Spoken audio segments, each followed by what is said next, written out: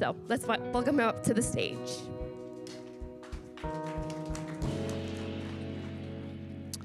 I love, April, how excited you are to clean the ditch. Did you all see her? Like, I'm up here all serious about it, and she's like, it's going to be so much fun, everybody. It will be so much fun, so please come out and help us. We had a fun time yesterday at Southwest Middle School. As April mentioned, it is a partner school for us, and we put on our first basketball clinic. And you all should be proud of really how many people showed up to help. There were a ton, I think, of young adults and adults there. Some from our church, some not from our church. But Connor really was, if you all know Connor, he really was the one that led it. And then we had Anthony out there with us. And then Mr. Lopez jumped in with us. I mean, he spent all kinds of time on Southwest campus, and he showed up again, even after his time there is done. So it was a really good experience. The students that were there, it was so fun to watch them. And one of the students had a little sister that was there, and she kind of watched from the sideline. And then they got into this competition where they're students versus the adults, shooting competition to see who could get to 5 first. And she jumped in, and I say little sister, I mean like this tall. And she grabbed a normal-sized basketball and was doing her very best to try to just get that basketball close to the hoop. And they played several rounds, and there was one moment where she threw that ball hard enough to go into the basket, and you would have thought she won $1 billion. She was so excited. It made her day. I told somebody sitting there, she'll probably become a basketball player now after a moment like that. But we're grateful for you all. We had people here at our church who made the T-shirts for the camp or the clinic. And every student came wearing those proud. So thank you, everybody who was a part of that. I do want to do something a little bit different today. I want to talk about and engage a subject that is, for most of us, and even in a setting like this, is often overlooked or avoided. And today what I want to do is I want to talk to you about grief. Grief is an experience that we really don't pay much attention to, at least not in a public, collective setting. It's not something we really ever mention or acknowledge or come together and say, hey, let's rally around grief. Yet, the many reasons that cause us to feel grief are realities that none of us can avoid. I mean, I wish I could tell you that you would never experience any loss in your life. I wish I could tell you that. I wish that I could promise you that if you do A, B, and C, then you would never have to ever experience any level of heartache in your story. I wish I could tell you how to live so that your heart would never be broken, but I can't. And the reason why I can't is because I personally am unable to undo the presence of evil in this world and how it wants to use whatever is out there against you to cause you to feel pain, and in that pain, destroy who you are in your life. I can't take those things away. However, what I do gain from God's word is the wisdom to invite you into something. And what I want to invite you into today is to say that grief is something that we should meet. Not run away from, but something that we should welcome. Something we should allow ourselves to experience together. Something not because it's a part of God's plan for your life, but because it's a part of evil's plan to destroy your life. For most of us, the thing that keeps us far from the edge of grief and sorrow is the absence of something that we expect, but then we don't receive. In times of loss, often what happens is that our grief is not met with the grace of others. In other words, we lack adequate care from the people around us. Attention, affection, protection are things that are lacking from those who we feel like should show up for us. And because of that, we don't have what we need for the pain to be tolerable. Now, some of us in this room, this has happened to us more than once, and it's happened over an extended period of time. And so what we have come to believe and learn is that grief is something that we should avoid rather than face. Because to face it is to face it alone. But I want to tell you the problem with that today. The problem with avoiding grief is that avoiding grief doesn't make it go away. In fact, what it does is it powers up its ability to have this pull on you, which draws you in this direction that gets you having these symptoms of depression and addiction and perfection, and all of those things prevent you from fully engaging in the wonder of this one life that you get to live. All of the grief causes you to miss the joy, the wonder, the amazement of the fact that God made you and God made you to experience good things. And so what I find as I read the scriptures is that the example of Jesus actually invites us into grief. Not because it's God's plan for you, but so that you are freed from evil's plan to use it to destroy you. And so what I want to do today is I want to highlight two different moments in Jesus' life where he had the courage to grieve. So go with me, if you will, to the book of Luke chapter 4. And then we'll jump over to the Gospel of Matthew chapter 26. In the Gospel of Luke chapter 4, this is at the beginning of the story of what we know about Jesus according to this physician who wrote these words. Not a lot has happened at this point. He actually hasn't even entered into the actual work of his ministry yet. Some of you know this story. This is the story where Jesus goes out into the wilderness and he's tempted. And so I'm not going to read this whole story to you because there's a couple things I want you to notice in the first two verses. This is what it says. It says that Jesus, full of the Holy Spirit, which by the way happened at his baptism, according to chapter 3. Jesus, full of the Holy Spirit, returned from the Jordan where he was baptized and was led by the Spirit in the wilderness, where for 40 days he was tempted by the devil. He ate nothing at all during those days, and when those days were over, he was famished.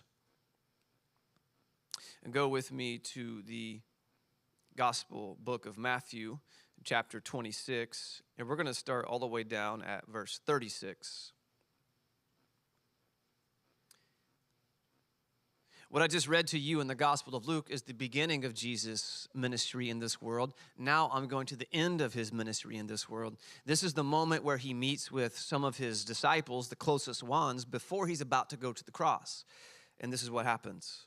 It says, then Jesus went with them, meaning the disciples, to a place called Gethsemane. And he said to his disciples, sit here while I go over there and pray. He took with him Peter and the two sons of Zebedee and began to be grieved and agitated. I don't know what it's like for you when you feel grief, but we so often separate it from agitation, anger, frustration. So often the reason why those two things go together is because when you experience something that causes you to feel grief, it feels like an injustice. And most of the time that injustice is directed toward God. Like, God, why would you let this happen? Why would you let my mom and dad be taken from me? Or why would you let my mom and dad be the kind of mom and dad who didn't show up for me in the way that a mom and dad should? Like, God, why would you let me go through college and invest myself in all those hours and have all of this debt, yet I can't get a job to pay my bills? Why would you let that happen, God? Why don't you show up for me? So often when we have something to grieve over, like the loss of a friend who we thought was our closest friend, yet we get into this conflict, and that conflict causes a divide, and that divide makes it so that we can't be friends anymore. We're like, God, why would you give me this friend? Or why can't you help me convince this friend that they're wrong and I'm right? And if they believe that, then we can come back together. God, why? Where are you? What are you doing out there? Whenever we experience loss, we often experience anger. And the anger is, why is it working out this way? Jesus is struggling with those emotions as he sits in this garden, deeply grieved, even to death, it says in verse 38. He says to those who were with him, remain here and stay awake with me. And going a little further, he threw himself on the ground and prayed, "My Father, if it is possible, let this cup pass from me. Yet not what I want, but what you want." Then he came to the disciples and found them sleeping and said to Peter, "So could you not stay awake with me 1 hour? Stay awake and pray that you may not come into this time of trial. The spirit indeed is willing, but the flesh is weak." Again, Jesus went away for the second time and prayed, "My Father, if this cup cannot pass unless I drink it, your will be done." Again, he came and found them sleeping, for their eyes were heavy. So leaving them again, he went away and prayed for the third time, saying the same words. Then he came to the disciples and said to them, "Are you still sleeping and taking your rest? See, the hour is at hand, and the Son of Man is betrayed into the hands of sinners. Get up and let us be going. See, my betrayer is at hand." I guess maybe in today's context, if Jesus were going through this story, maybe he wouldn't have the disciples with him, but maybe he would be texting them with a lot of messages unread. Do y'all know that feeling?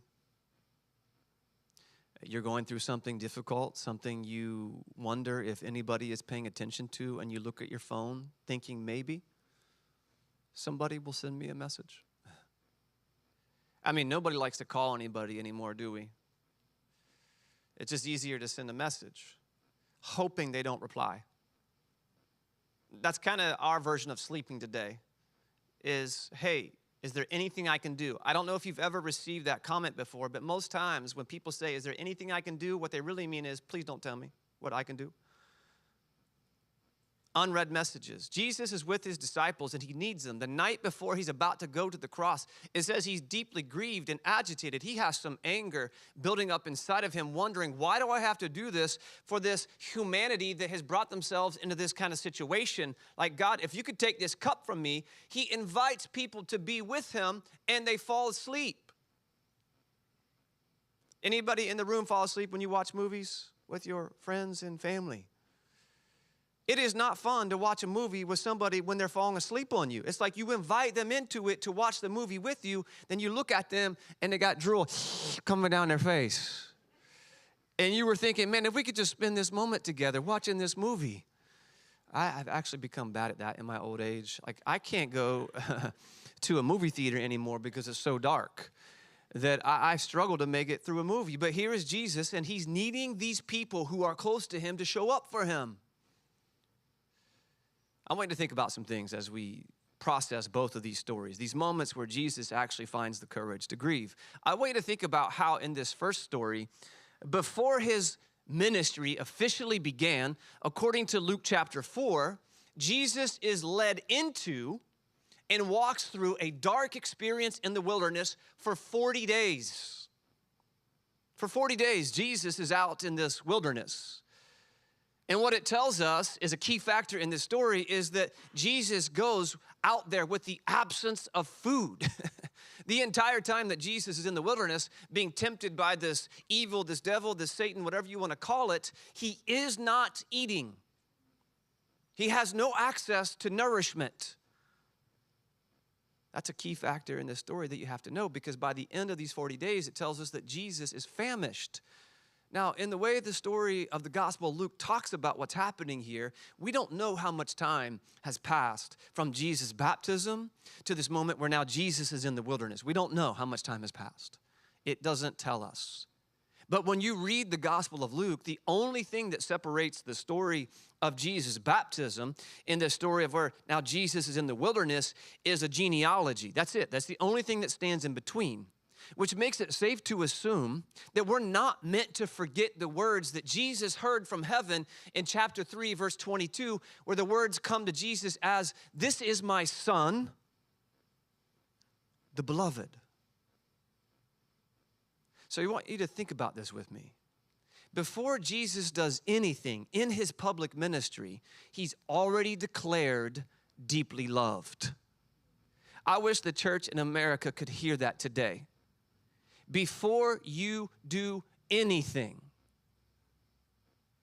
to earn God's love and respect, you are already deeply loved because you are God's creation. Before Jesus does anything, he is deeply loved. And then it tells us that moments after that, he walks and steps into this scorching sun in this dangerous wilderness.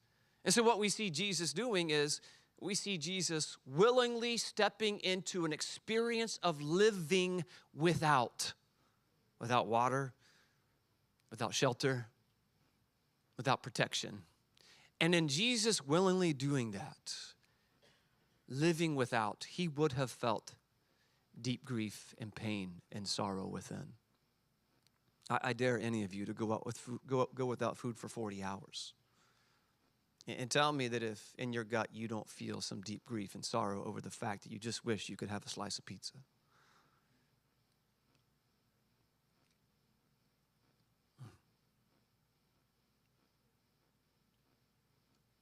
Sit with the idea that Jesus is living without, so would have felt sorrow within. Sit with that for a moment. Just sit with it. And what you will discover is that it's not fame or glory or the absence of pain that gives Jesus credibility in his ministry. It's his choosing to be vulnerable to the things that bring heartache. I believe if most of us were put to a similar test, we would find it extremely difficult to follow Jesus' example. Pain is something we want taken away. It's not something that we want to welcome. And the dominant reason why that's the way we are is because we also, like Jesus, are famished. And what I mean by that is we are designed, we are made to be nourished with the touch, the attentiveness, the warmth of a collective group of people who come around us and give us support. And yet the people and the places and the world around us often fail to give us those very things. And so what we find ourselves living in is a world where we are not able to have the things we need to deal with the difficult things that we have to face. When it comes to grief, most of us are waiting for a collective to appear so we can find the courage to fully acknowledge our sorrows. Because by yourself, dipping down into the darkness of grief is a pit you feel you may never come out of. So for the sake of comparison, I want you to imagine yourself standing on the edge of a blue hole. Can you put the picture of the blue hole up on the screen for me? Not that one. Yeah, that one. And that might be the same one. I don't know if you've ever seen a blue hole, but I want you to imagine you're standing on the edge of something like this by yourself, and the question is, would you jump in?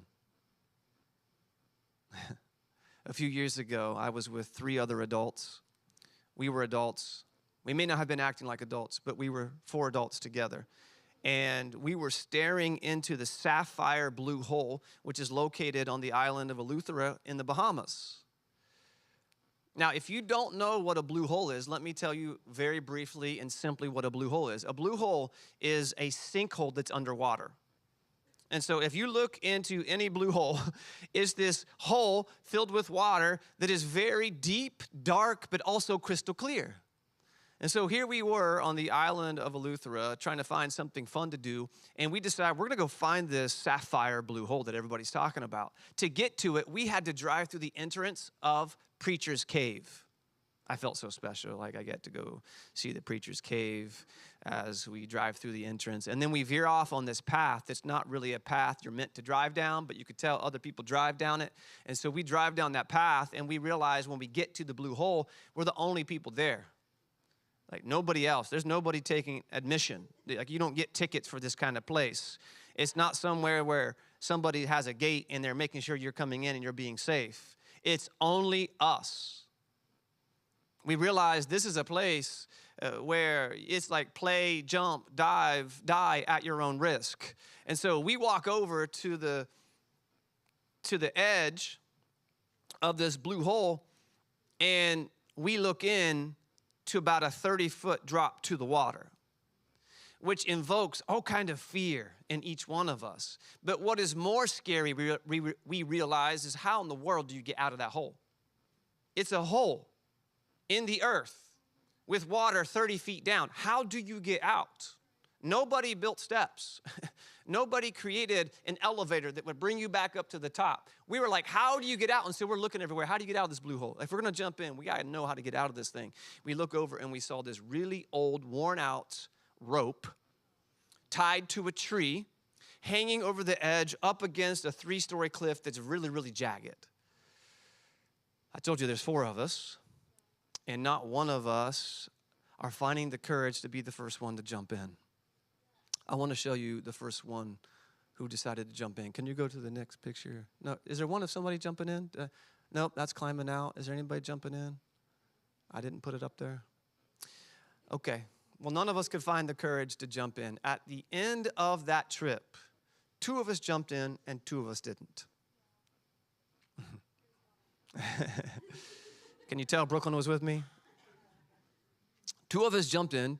2 of us did not jump in. As one of those who did jump in, I can tell you this.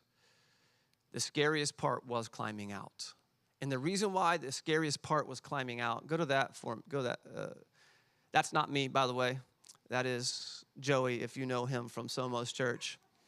What you can't hear him saying, because I would have to bleep it out, and what you can't see because you're far away, is that as we were climbing the rope, laughing, but it was the kind of laugh like, I'm gonna die, were all of these miniature crabs dropping off the rope and off the wall all over our face and our body. It's the only way out. So I want you all to see in that picture with us, go back to the one with both of us. I want you to notice Joey's legs. The water was clear, but it went down to darkness. And maybe as we were in the water, more terrifying than climbing out was the fact of what creatures are under the water. So we had to hold our feet up like that.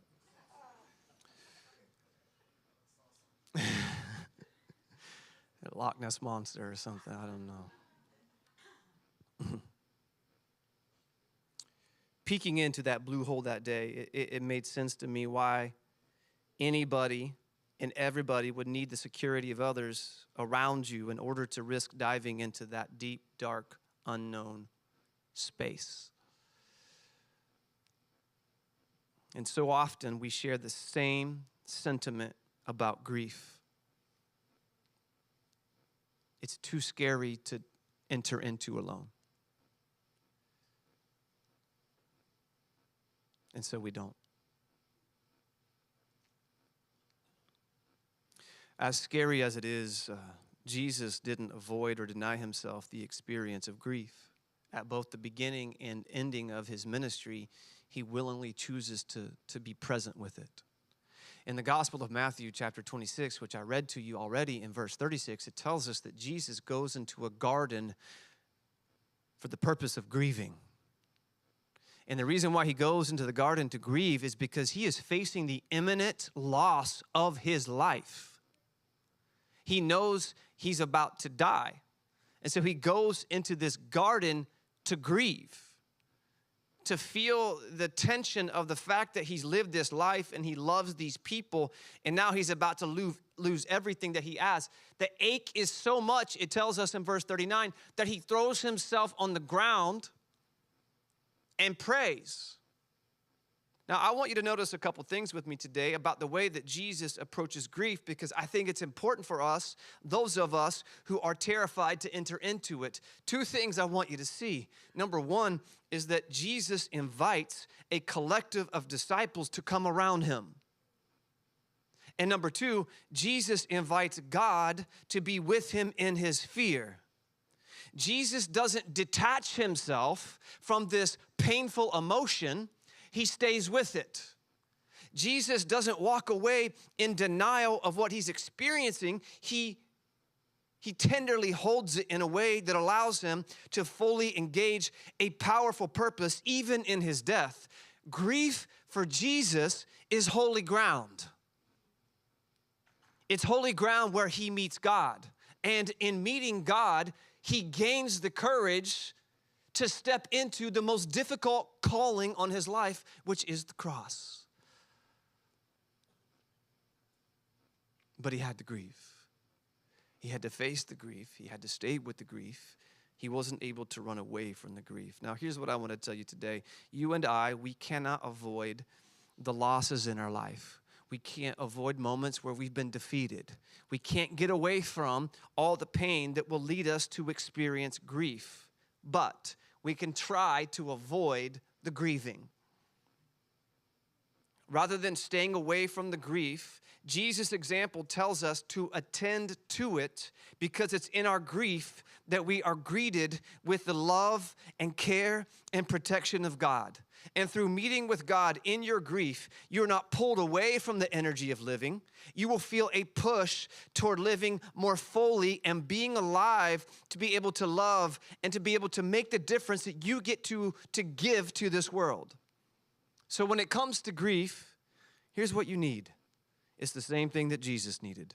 To enter grief well, we need the collective support of others, and we need the attentive support of God.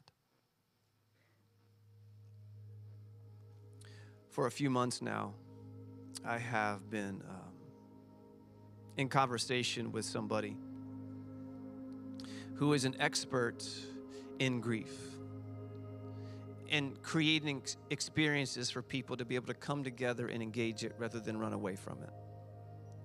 I've been talking to her for a couple months, and we've been working it out. Like, how do we utilize her expertise in helping people do the hard things so that it doesn't harden your heart from the world that's around you? How do we do this with her? Her name is Heather. You know her husband. He's been here before. His name is Jay.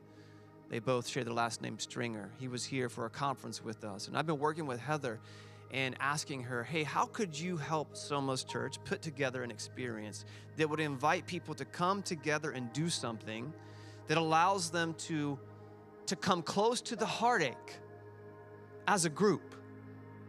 Because something I know, because I've been a pastor for over 20 years, is that most people walk into a church and they still feel alone.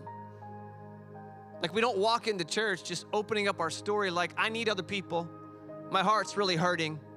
I'm feeling all by myself. Nobody walks in like, hey, my mom died this weekend and I really need you all. Nobody does that.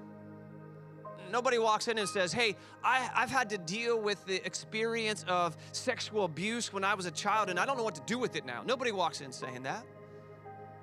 Nobody comes into a church and says, my boss is taking advantage of me and I don't know how to get out of it because I need the money in order to survive in this world, but I don't know how to get out. Nobody shows up and says, I've been living with my husband for 10 years and he's been abusive to me for all 10 of those years, but I don't know how to get out because if I get out, then I don't have a place to live and I don't want to upset my kids and have them realize that maybe mom and dad can't make it together. Nobody sits with those people because we don't know what's going on. But I'm telling you, every person in this room today has something that has happened or is happening in your life that you are meant to grieve. Something that is a loss, something that causes heartache, something that makes you think to God, where are you, God, and why haven't you shown up? And so I've been working with Heather on creating an experience for us. Not everybody will take that experience, but those of you who do, your heart will come alive. I know it sounds strange, but it was in Jesus' death that he was able to experience resurrection.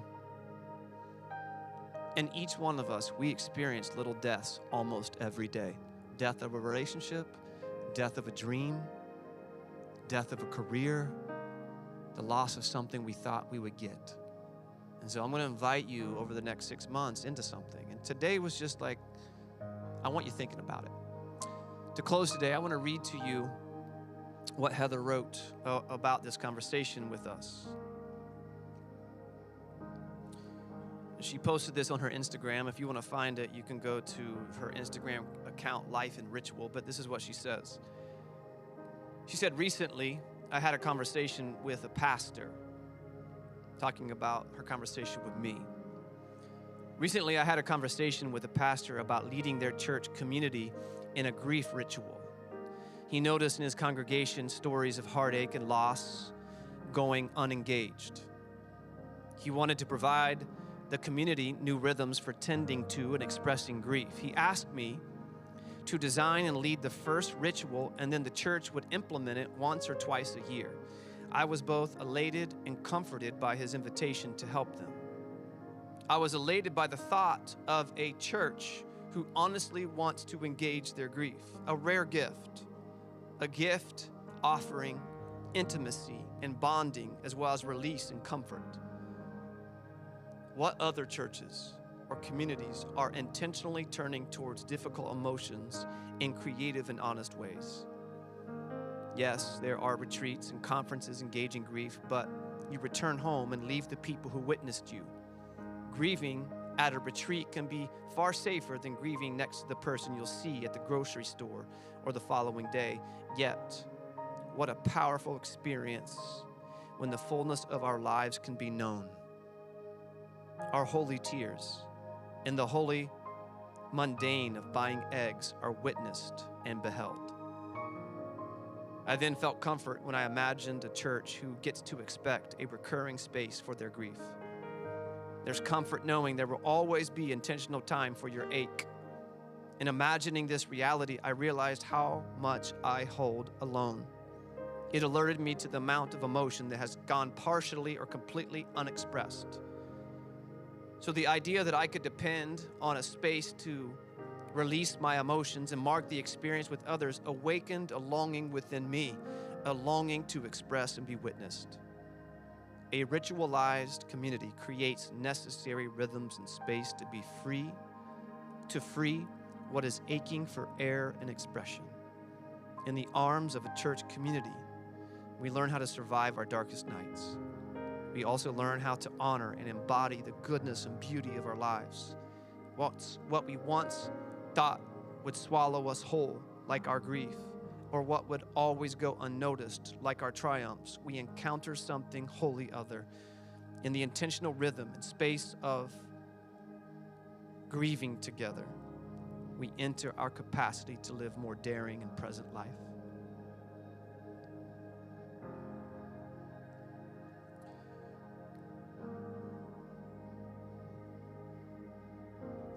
I want you to hear some comments of people on her post.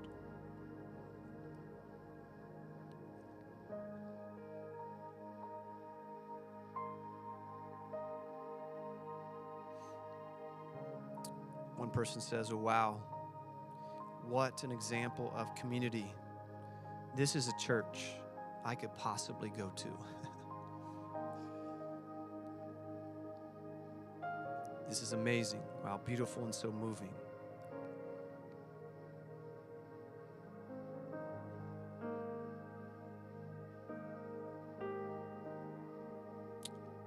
I'm so terrible with technology.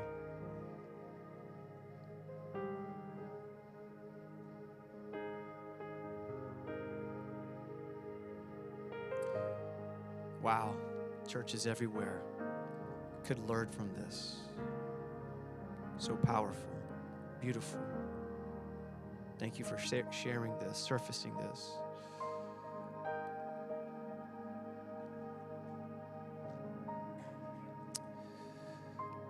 Today, as we close, I invite you to acknowledge your heartache with a room full of people who are also trying to do the same.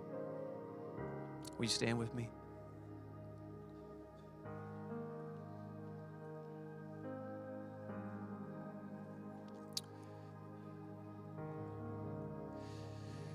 If you want to bow your head and close your eyes, you don't have to.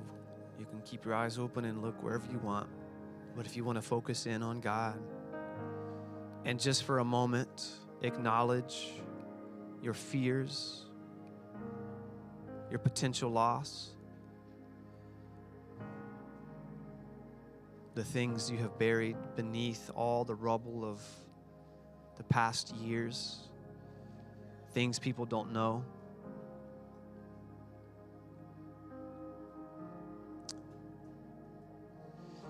And right now, I want you to imagine that the people who are in this room are sharing in the heartache that you have living inside of you. Maybe they don't know what it is. Maybe you won't speak it to them right now. But it's in the looking at their own and acknowledging it and staying present with it that they are in solidarity with. We all have things to grieve. I want you to imagine that in their acknowledging what's hard in their life, they're also acknowledging what's hard in your life. And I want you right now to invite God into the space of where you are and say, God, it is so terrifying. It is completely scary and something I don't want to get close to, because when I go to that place alone, it feels like it's a pit I will never crawl out of. It is like a cave that is deep below the surface of the ground, and it's dark, and I don't know my way out. And if I go to that place, I may never find myself resurfacing to a world where I can see the light.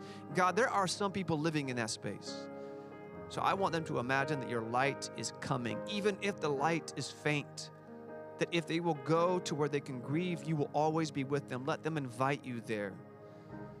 God, I want to take a moment for those in the room who have lost a child unborn, a child who lived and no longer does. I want to take a moment and grieve for those who have lost a parent, a mom, a dad, too early, too soon. Maybe it was cancer. Maybe it was dealing with their heart or their health. Maybe it was something more tragic. God, I want to acknowledge that the loss of their mom or their dad is something to grieve. God, I want to acknowledge the loss of family who are still alive. I want to acknowledge that there are people in this room who don't get the privilege of talking to their dad because their dad has been absent from their life. From the moment that they came into this world, they don't know where their dad is. Or maybe their dad has taken an exit from their life recently and they just long to be close to their dad and their dad's not there. I want to grieve that loss, God. I want to grieve the loss of children who have gone far from home. And they're in a place that feels really scary as a parent, not knowing if they'll ever return from this wild life that they are living. You wonder if they will ever wake up the next morning and have breath, and you just worry about them. God, I want to acknowledge the grief of those parents in this room. God, I want to acknowledge the grief of so many people who have unacknowledged abuse that they have gone through and they've never told anybody. Nobody knows the moment the uncle came into their bedroom. Nobody knows the moment when the dad took something that was very painful and sharp and allowed it to be something that was a weapon in his hand and nobody got to see it. Nobody is aware of the time when they were with a teacher and that teacher took advantage of a moment with this person who was a child who looked up to the teacher, but then used that opportunity to do something that was harmful or hurtful to that young child who had no way of participating in the crime or the hurt. God, I want to acknowledge the people in this room who grew up in a home where mom and dad were there, but they weren't present. They weren't present because they were on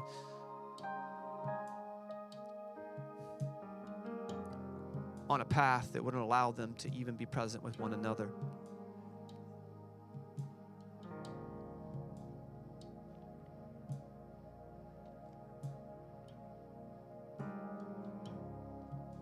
God, will you let us acknowledge how much it hurts, the particularity of the losses in our lives, our stories, the ways that we have had to face things that are meant to be grieved. And will you let us be a church that says, we'll come around you, we'll be together with you, not to shame you, not to marginalize you, not to look at you like you're the only one, but to bring our tears together and say, my pain feels yours. They may be different, but the hurt is something we can acknowledge together. And in the hurt, we find the support. God, as we sing this final song together, let people pour out their hearts in desperation for you. In your name we pray. Amen.